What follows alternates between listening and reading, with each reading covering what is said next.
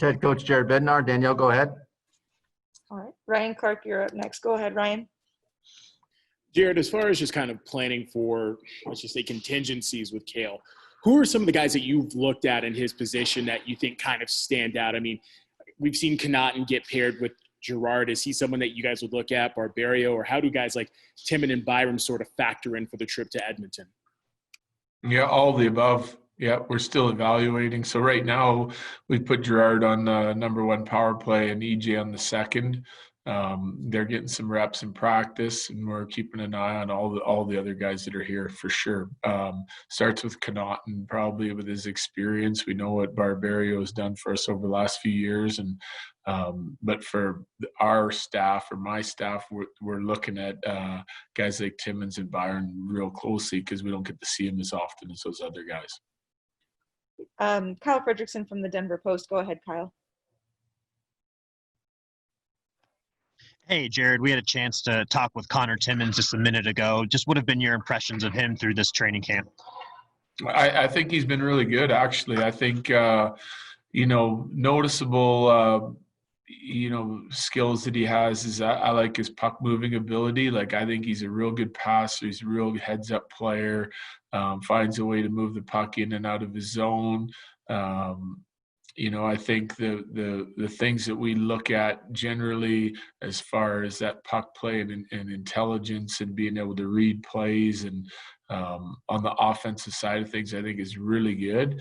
And the physicality and competitiveness in practice is starting to pick up in these scrimmages. So we're trying to keep an eye on these guys and watch how they're defending and in sort of the hard areas in the corners and net front. And I know we're practicing against our own team, but just seeing how he handles the sort of size and strength and speed of the game on the defensive side of things, and it's been pretty good. Like we're pretty happy with what we're seeing here from him.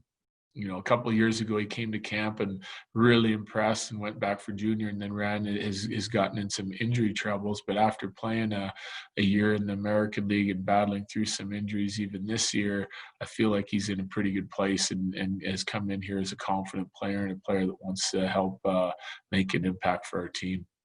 All right, we'll do a couple more for Jared. Scott McDonald from Colorado Hockey Now. Go ahead, Scott.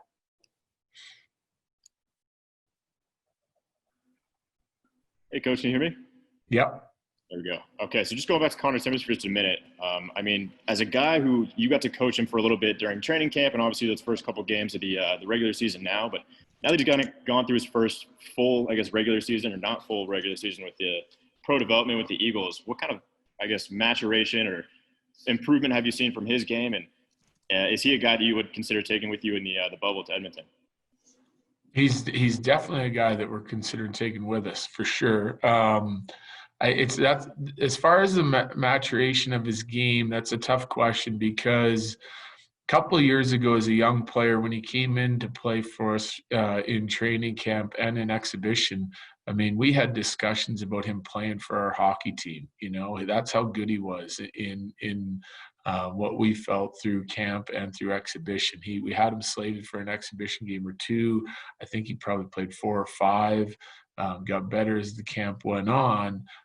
Just kind of looking at his overall development, the type of team his junior team had in the Sioux and their, where we felt like he could get to as a player to come in a year or two later and make an immediate impact and jump into our lineup. We felt it was best to send him back to junior. Now, he runs into the injury troubles and he fights through some adversity in the American Hockey League, and he's gotten really good reports out of there, and our viewings of him have been good.